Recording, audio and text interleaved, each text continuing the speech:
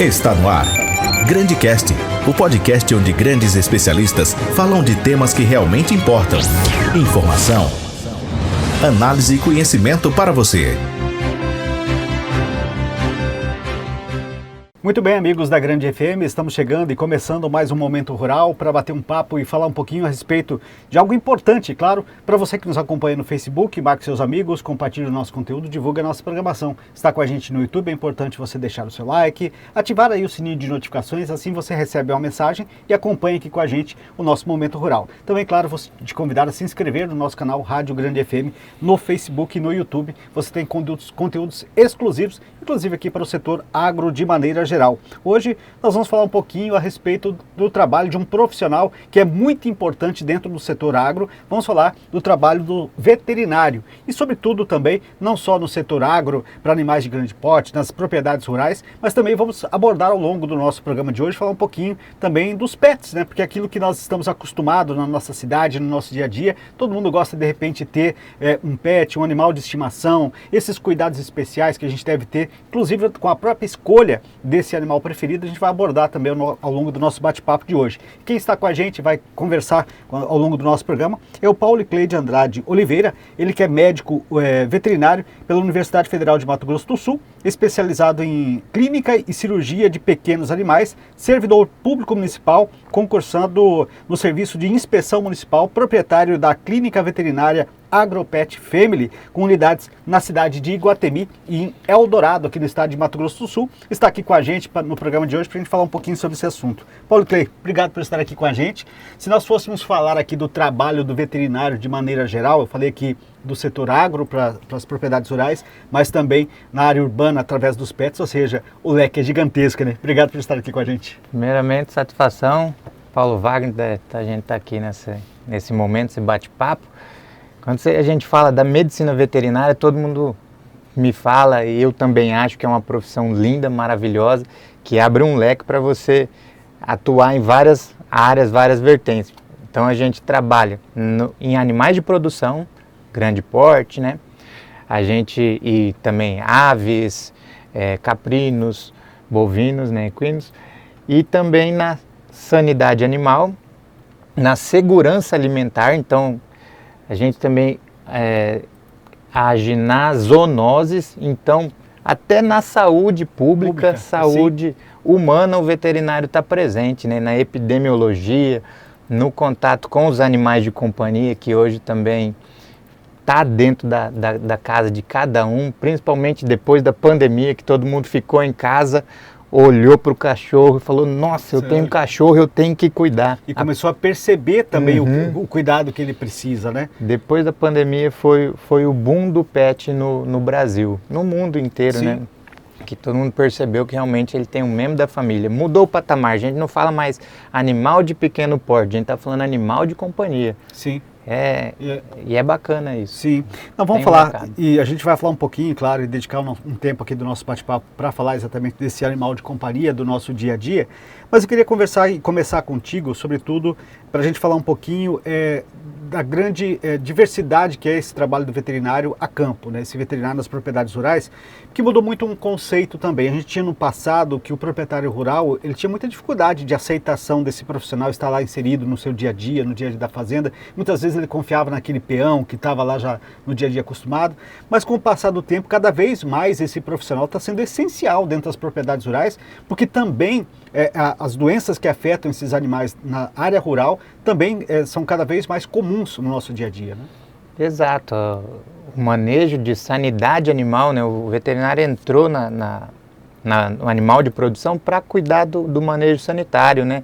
Vamos fazer um protocolo de desverminação, vamos fazer um protocolo sanitário para vacinas, principalmente, e cuidar desse rebanho, porque a perda de um animal de produção é o prejuízo do produtor.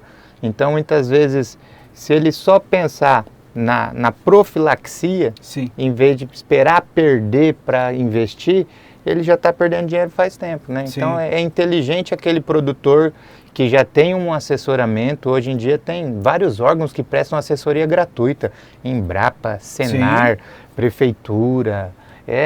Hoje em dia tem vários órgãos que os produtores, pequenos produtores também, podem contar com assessoria gratuita, inclusive sêmen, né?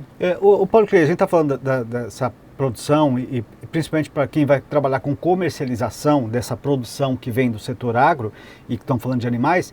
Hoje a legislação também, ela até exige que precisa ter essa certificação, precisa passar por esse acompanhamento veterinário para que efetivamente a partir dali ele possa ter condições de entrar dentro de um mercado como fornecedor de produtos de origem animal, né? Então, ou seja, hoje não é mais uma questão de escolha, é uma questão já de lei com relação a isso, né? Exatamente, e é o meu cargo lá na prefeitura, eu sou do Serviço de Inspeção Municipal. Aqui em Dourados também tem o Serviço de Inspeção Municipal. E quem tem a intenção de comercializar o seu produto de forma regular, até em gôndola de mercado, tem essa condição hoje através do Serviço de Inspeção Municipal. São essas esferas. Tem a municipal com o Serviço de Inspeção Municipal, tem a estadual com o Serviço de Inspeção Estadual, que é o IAGRO, que é o órgão de defesa do Estado, e tem o federal, que é o CIF, que são já de frigoríficos. Então é de acordo com o porte de cada indústria. Então quando a gente fala de SIM, Serviço de Inspeção Municipal, a gente está falando do pequeno produtor, associações. Então, exemplo nosso lá em Iguatemi, nós temos um abatedouro de aves, né, que é uma associação do abatedouro lá, que eles conseguem tá se unindo para periodicamente produzir. Não é aquela escala agressiva, mas eles conseguem atender a Conab, PA, que são programas do governo que tem que comprar desse produtor, desse pequeno produtor. Então a gente consegue atender isso lá. Eu queria que você explicasse um pouquinho, porque tem muita gente que confunde o trabalho da inspeção com a fiscalização, né? Sobretudo desses produtos de origem animal, né? Queria que você explicasse o que diferencia um do outro desse profissional dentro dessa cadeia produtiva. Isso, então tem o órgão da vigilância sanitária, é o órgão municipal, ele que fiscaliza açougue, fiscaliza a venda clandestina de mel, ovos, pescado, produto de origem animal. Produto de origem vegetal é tranquilo, não tem problema, pode vender na rua, pode vender do jeito que, desde que esteja nas condições de higiene. O produto de origem animal, ele tem mais critério por conta da zoonose, né? Então, que pode ser transmitido, e da segurança alimentar também, com bactérias que colonizam e por conta de temperatura também. Então, e o Brasil hoje ele já tem um mercado tão grande para a China e vários outros países que ele exporta, que também tem que zelar. Eu não posso deixar aqui ter um foco para comprometer a exportação. Então, por isso que se cuida. Inclusive agora saiu uma normativa ontem, 26 de março, para que tenhamos cuidado com a gripe H5N1 e não deixar aves que são criadas soltas com contato com animais silvestres por conta dessa gripe. Então, tem inclusive mais proibindo feiras de ter essas aglomerações dessas aves, que exatamente para ter um controle sobre isso. Então, pelo que eu estou entendendo, por exemplo, a inspeção ela vai fazer o acompanhamento lá na origem, lá na sede, na propriedade, onde está sendo feita a preparação para levar esse produto até o mercado. E já o fiscal ele vai fiscalizar lá a prateleira, lá o mercado, o açougue, lá onde esse produto está sendo exposto e entregue para a população. E se tiver alguma denúncia de clandestinidade, a vigilância também está competente para executar isso. E aí o Serviço de Inspeção Municipal, eu quero produzir mussarela no meu sítio, na minha fazenda, eu tenho minha vaca de leite, beleza. Vai precisar de uma regulamentação, lógico, um espaço físico para isso, que não precisa de tantos investimentos, né, mas tem umas normativas, né, de biossegurança e rota, né, de entrada, saída, e também lote, né, para conseguir colocar esse produto no mercado. Então, principalmente um veterinário responsável técnico por essa produção. Quem quer produzir produto de origem animal, ele precisa ter um responsável técnico por sua produção. E isso, muitas vezes, a prefeitura, através de uma consultoria, de fomentos e contratos, podem estar fornecendo RT. E foi uma briga minha lá em Iguatemi, com os secretários e tal. Eu falei, o pequeno produtor muitas vezes não tem condição de pagar a mão de obra no RT. Porque a gente, através de fomentos públicos, não conseguimos pagar um RT para ele e ter tudo normatizado, bonito, conforme a lei. Até porque ele está gerando emprego, ele está gerando renda para o próprio município, que isso é uma forma de fazer esse retorno também dentro da própria cadeia econômica do município, né? Exato, exato. E o produtor, ele sabe fazer o quê? Produzir. Ele é muito bom em cuidar da criação, muito bom em fazer o procedimento, no caso da produção certinha, mas muitas vezes na hora de vender, de colocar no mercado, ele precisa de uma orientação, precisa de uma consultoria e muitas vezes o responsável técnico, além de cuidar de toda a segurança desses produtos para ele, também vai orientar na parte de venda e precificação Sim. disso. O Paulo Cleide, vamos falar um pouquinho do trabalho específico do veterinário associado a outras circunstâncias que são importantes. Falar um pouquinho da biossegurança, né? O quanto ela pode ajudar dentro desse trabalho de vocês para evitar surtos de doenças em criações. A gente estava vendo agora há pouco aqui um banner que você trouxe mostrando quantas doenças podem afetar os animais a campo, seja os bovinos, os equinos, caprinos. Até eu ia perguntar aqui quais as principais doenças, mas se a gente fosse listar para cada uma dessas categorias, a gente vai ficar mais de meia hora aqui falando sobre isso, né? Mas o trabalho de biossegurança e também do trabalho clínico, laboratorial é fundamental dentro desse processo com esse acompanhamento veterinário, né? Tem o cuidado do próprio animal, assim, entre diarreia por salmonela dele, que vai Sim. atrapalhar a produção, verminose vai atrapalhar a produção, e tem também as zoonoses, né? Sim. O mais preocupante, até para a defesa sanitária mesmo, além da produção, vai ser a zoonose, que é a doença transmitida do animal pro humano. E a antropozoonose é quando o humano também transmite para o animal. Então, quando a gente fala de animais de produção, bovina, primeira escolha. A gente tem que cuidar muito botulismo, raiva, polincéfalo, malácia e outras diversas Sim. verminoses também. Está tendo muito caso de cisticerco na carne, que atrapalha lá no frigorífico, desconta do produtor. Então, são cuidados de higiene Sim. básicos que afetam nessa situação. Eu queria que você falasse um pouquinho da importância, porque a gente está falando aqui, talvez, até pequeno, mas aquele produtor que ele tem por objetivo a produção para venda e comercialização. Mas em muitos locais, e sobretudo em áreas rurais, tem a chamada produção de subsistência, que é aquele camarada que cria lá o seu boizinho, a sua vaquinha, tem o seu equino, tem geralmente também o porco que ele faz, inclusive para o seu consumo, que os cuidados que são importantes que ele tenha nesse seu dia a dia, porque lá não tem essa presença desse veterinário, lá não tem essa presença dessa fiscalização, e hoje não dá mais para se fazer como a gente fazia antigamente, que era de qualquer forma. Precisa ter um cuidado especial exatamente desse manejo aí para ter essa qualidade também e evitar doenças, né? Para o consumo, né, não tem problema, mas a partir do momento que coloca no mercado, isso daí já pode gerar algum até crime, né? Sim. Por clandestinidade. Então, esse é o fato. Até porque o leite não pode ser mais vendido in natura na rua, tem que ser pasteurizado, embalado, tudo certinho. E qual que foi a solução que encontraram para o leite? O produtor nunca deixou de produzir leite. Só que hoje ele tem o resfriador dele, Sim. onde ele pode armazenar esse leite e ele pode negociar através de associações, né? O produtor ele tem que fazer associação, ele tem que fazer uma cooperativa, porque ele sozinho não vai conseguir brigar para barganhar melhores preços no leite dele. Então, através de associação, um exemplo disso que eu tenho lá em Guatemi é a Asplan, do assentamento Auxiliadora, que eles produzem uma associação de um assentamento produz mais de 20 toneladas Sim. por dia. Significativo, né? De leite. Então, tem o caminhão do laticínio que vai lá buscar, retira lá. Então, essa foi a solução para sanitária Sim. que acharam. Não precisa mais vender na bicicleta lá na rua, na moto na rua, porque Sim. isso é proibido e está correndo risco. Tem gente que compra ainda, existe, mas sabe o risco que está correndo, né? Principalmente quando a gente fala de leite, brucelose e intoxicação alimentar. né?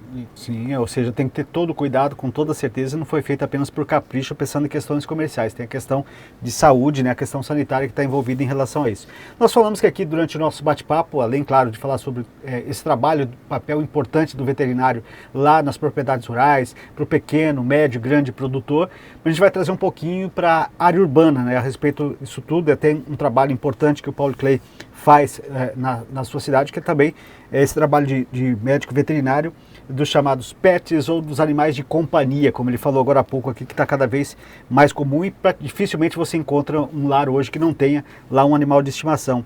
Ou seja, eu queria que a gente iniciasse o nosso papo falando primeiro da importância de fazer a escolha correta desse animal de companhia, porque muitas vezes a gente vai na onda porque gosta de um determinado animal de um porte ou animal de outro, sem saber das suas características e o que ele vai exigir de cada um de nós para ter ele como efetivamente com aquele prazer que a gente quer buscar com esse animal, né? Sim, Vaguinho. Primeira coisa, escolher um animal de acordo com o seu nível de atividade física. Eu não posso ter um cão atleta, um pitbull, um border collie, se eu sou uma pessoa sedentária. É um animal que precisa de exercício. Então, quando essa energia acumula nesse animal, vai ser transformada em buraco, vai comer até a parede da casa, vai comer para-choque de carro. Então, adaptar a raça do animal, entender a raça do animal, ao que você é também. Sim. O que mais se encaixa naquilo. Porque ele vai exigir de você também, além da questão que é natural do tratamento alimentar, do cuidado sanitário que você vai ter com ele, questão do próprio acompanhamento veterinário que precisa como qualquer outro animal. Essa questão, por isso que chama de companhia, porque ele te faz companhia, mas você também precisa dessa companhia para ele. Sim. Entender essas características, né? Demanda tempo. Você tem um animal hoje, você tem que saber que você precisa vaciná-lo. A doença, a única vacina obrigatória hoje para você transportar um animal e ter em casa é a raiva, tanto que é gratuito e o SUS dá através da vigilância sanitária. Então, todo ano deve ser vacinado raiva, inclusive nos bovinos, que a Sim. gente precisa lá, porque Mato Grosso do Sul é uma área endêmica para raiva. Sempre está tendo caso. Então, nos animais de companhia também. Agora, outras doenças que afetam e tem vacina para isso, mas o governo não dá, porque não é obrigatória, é a própria doença do animal, que é a sinomose e a parvovirose, são doenças de filhote. Sim. Então, são as mais prevalentes e mais letais para um filhote de cachorro. Sim. Você está falando dessas doenças, e a gente estava falando de outras doenças que acabam passando do animal para o ser humano. Outro cuidado importante que tem que ter é com a leishmaniose, né? A leishmaniose é uma das doenças que pode ser mais traiçoeiras, porque tem animal que de repente às vezes nem apresenta o sintoma e você precisa estar atento a essas características, né? Isso, mas assim, a carga parasitária de um animal com leishmaniose assintomático é bem baixa, então o risco de você... E quem passa a doença é o vetor, que é o lutzomia, o mosquito, o mosquito palha. Então, existe a leishmaniose, em Dourados é endêmico, né? E em muitos casos tem tratamento, então que uso o alopurinol e outras medicações e chega até o ponto de dar negativo. Sim. No teste rápido. Mas a gente está falando de um tratamento que ele não tem um custo baixo, né? Ele até certo ponto, para a grande maioria das pessoas, ele vai exigir um investimento significativo, né? O alopurinol, ele é barato, tratado. O medicamento que mais usa para leishmaniose hoje é o alopurinol e ele é barato. O milteforam, que também é vendido, é um remédio, se eu não me engano é francês, ele tem um custo alto também. Mas as clínicas hoje sabem lidar bem com a leishmaniose. O problema da leishmaniose realmente é o mosquito. Tanto que no começo, quando saiu o boom da leishmaniose, sacrificavam-se cachorro. Eu mesmo tinha uma Beagle, eu tinha uns 10 anos de idade, lá em Campo Grande, quando eu estava estudando lá. O CCZ recolheu e sacrificou. E para mim, eu fiquei muito sentido, né? Falei, porque talvez poderia tratar E hoje em dia, como um animal de família, que é da família, mesmo da Sim. família, como que você vai entregar seu filho, que muita gente fala, esse aqui é meu filho, como que eu vou entregar para sacrificar? E provou também que não combateu a leishmaniose, não deixou de ter menos surto, menos doenças por conta do sacrifício de animais. Então, hoje é permitido tratar e a gente tem que cuidar mesmo Sim. o mosquito. Outro detalhe importante que talvez tenha sido grandes problemas de muitas cidades, aí seja ela pequena, cidade grande, são os animais errantes, são aqueles animais que estão soltos, que não têm dono, que estão se procriando nas cidades e que chega a certo ponto que se perde até o controle em relação a isso. Queria que você falasse um pouquinho sobre isso, qual que é os principais desafios dos municípios, você que tem um trabalho importante no município onde você mora, de evoluirmos no sentido de diminuir aí essa população desses animais soltos nas ruas. Medidas de controle populacional. Isso daí pode ser uma crise sanitária. Muitas casas, idosos, pessoas com distúrbio psicológico acham na acumulação o alívio da falta que ele tem. Então a gente pode andar um pouquinho e encontrar inúmeras pessoas que acumulam muitos animais. Eu gosto nas palestras que eu faço nas escolas, falo sobre zoonoses, eu falo, gente, no máximo 4 animais por casa, passou disso, você está sendo um acumulador, vai ver alguma terapia, alguma coisa, o que está te faltando, porque não é normal, não precisa mais de 4 animais na sua casa, mais de cachorro e gato, tá bom. E aí, vamos falar de quem que é o animal errante. O animal errante é o cachorro e o gato que está lá na rua. Mas o que eu percebi é que cachorro, ele tem dono. Porque o dono libera ele para dar uma voltinha na rua, acha normal. Agora o gato, que também é semi-domiciliado, ele pode ser domiciliado, que é o ideal, sem acesso à rua. E ele pode ser semi-domiciliado, que é a maioria dos casos, que muita gente fica com dó, dá uma comidinha para vem o gatinho, e às vezes o gato tem o dono e o vizinho, que são dono do gato. E aí esse gato ele pode se reproduzir e ter vida livre, ou seja, viver independente do humano, só caçando tanto de rato, pomba que tem na cidade, eles conseguem viver, o cachorro já não consegue viver dessa maneira. Então, a medida de controle populacional mais interessante que eu vejo hoje é ser em felinos. Sim. Aqui em Dourados foram castrados machos, né? Machos. Machos felinos. É uma medida interessante, porque na etologia ali do felino, do pequeno felino, o gato, mesmo castrando os machos, ele ainda forma, na colônia dele, o territorialismo. Então ele não deixa outros machos virem copular com fêmeas da colônia dele. Então é uma medida interessante. O que o governo municipal, estadual, deve pensar mais hoje é parar de tampar o sol com a peneira, saber onde investir de forma inteligente. O melhor investimento hoje e deixar de ficar muitas vezes agradando só para sair numa fotinha bonita lá, que o governo sempre fica tirando só para falar que está ajudando alguma coisa, mas muitas vezes está tampando o sol com peneira. Tem muita ONG bacana, mas a maioria não são. É resultado daquela acumulação. E até dentro do que você está falando, desculpe, quando você fala dessa questão, você falou agora que me chamou até atenção, é legal você postar uma foto que você recolheu um animal de rua, que você deu para ele lá um destino mais digno, quando o problema está... Por que esse animal está na rua? E é isso lá que tem que ser combatido e não a parte final da situação. Exato, é isso que eu falo, que é tampar o sol com a peneira. Lógico, o animal deve ter dignidade, a gente tem que cuidar disso. Mas o investimento tem que ser feito no controle, na base, na causa, que é o controle desses animais tão errantes.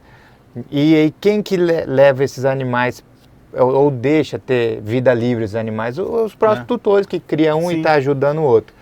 E aí ele vai ter vida livre. Então, a partir desse momento, começa a castração, a campanha, com os próprios moradores dos bairros, fazem o mutirão, aquele caminhão da castração, é interessante, que vai nos bairros, até convênio com clínica, o município pode estar fazendo, mas não deixar de ter controle populacional. A castração o ano inteiro. Ô Paulo Clay, queria que você falasse um pouquinho também sobre a conscientização de que quem tem esse animal, seja o gato, seja o cachorro talvez, como você falou que agora há pouco, de que é às vezes o dono que abre para ele dar a sua voltinha. Gostei que a gente estava falando agora há pouco, você contou até uma historinha que você usa nas suas palestras escola, que é exatamente esse trabalho de conscientização, de responsabilidade, porque aquele pet, aquele cachorro é sua responsabilidade. E ele, por ser um ser irracional, ele não pode ser imputado de nenhuma responsabilidade daquilo que ele faz fora do seu portão. Né? Exato, o que eu gosto nas palestras, nas escolas é o seguinte, eu pergunto, quem aqui tem que o cachorro dá uma voltinha na rua todo dia? Aí as criançadas, eu. Aí eu falei, tá bom, vamos lá para a primeira hipótese agora.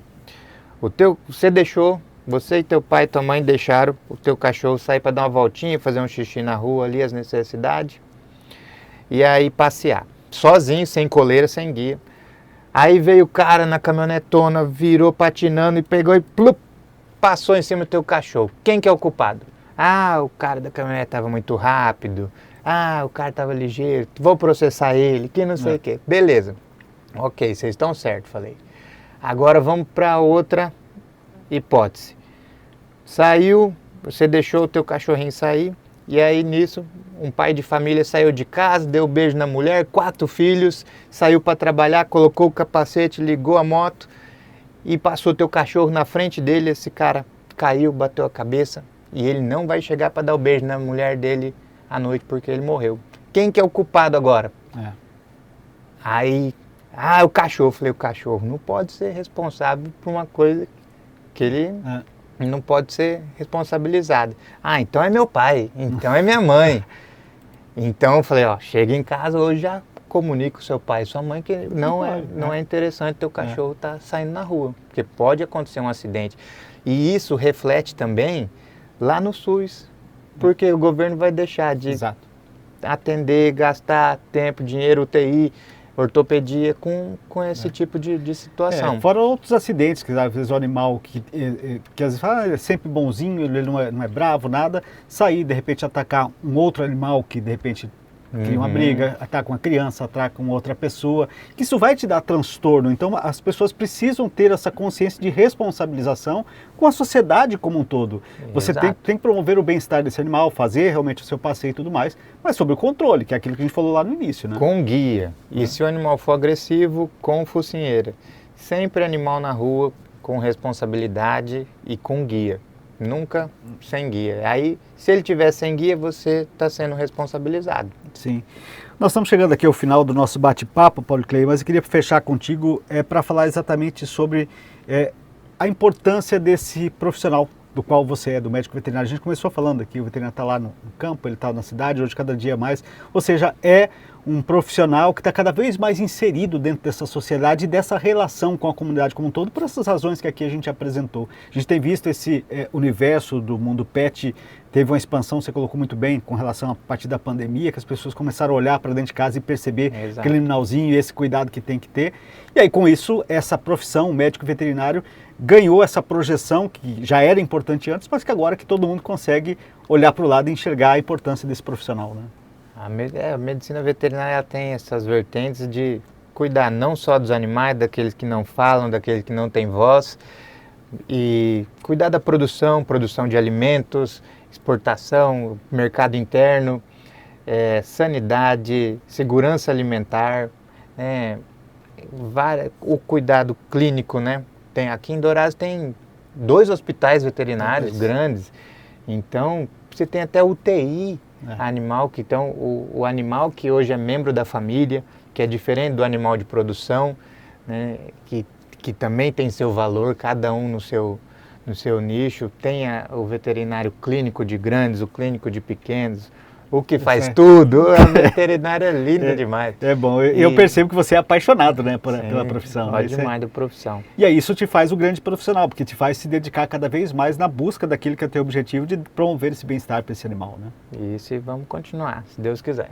Obrigado, por estar aqui com a gente, atender o nosso convite, veio lá de Eldorado aqui para falar com a gente, trouxe a Érica também aqui com a gente para participar no nosso Saúde e Bem-Estar. Seja sempre bem-vindo à Grande FM. Satisfação sempre, alguém. Tamo junto. Tá certo, um abraço então para o Paulo Clay, para a Érica que está aqui com a gente acompanhando. E aliás, você tem a oportunidade, claro, se você perdeu aqui parte do nosso programa, de rever, a gente vai colocar à disposição, vai ficar para você poder compartilhar também esse nosso conteúdo. E vamos trazer aí ao longo da nossa programação muito mais informações. Ele trouxe para a gente aqui um banner com diversas doenças que afetam os animais, seja bovinos, equinos, que depois a gente vai fazer um arquivo, vai publicar aí também nos nossos canais digitais para que você possa ter acesso a esse conteúdo, mas do qual nós já agradecemos e, claro, o nosso Momento Rural volta na próxima oportunidade. Um abraço, até lá. Grandes entrevistas, grandes temas, grandes transformações, tudo isso num clique. Aqui no GrandeCast, onde as vozes dos especialistas chegam até você.